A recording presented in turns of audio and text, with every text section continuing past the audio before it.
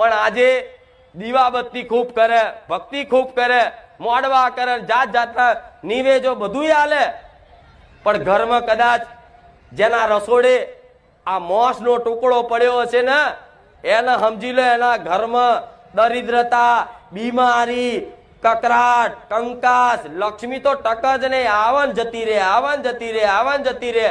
આવું બધું થતું હોય ને તો પેલા આ વાતે સુધરી જવું. મારા સાનિધ્યમ કઈક સુધરી જશે, પણ આજ નવા ઘણા આયા છે. જો તમને ચાલતું ના હોય ખાધા વગર તો બે હાથ જોડું છું, મારા પારે ના આવતા. કામ નહીં કરું તમારા, કદાચ સુધરવું હોય તો હું કામ કરી આલીશ, તમારી માતાને કગરીને કરી આલીશ. પણ જો કદાચ આવું ખાવાનું ચાલુ રાખવું હોય તો હું માતા બે હાથ જોડીને જાહેરમાં વિનંતી કરીને કહું છું કે ખોટો ટાઈમ બગાડતા કેમ. આ રેણી કેણી નીતિ નિયમો બતાવીશ, જેમ કે તમારી કુળદેવીની રજા છે ને તો હું કામ કરવાની છું.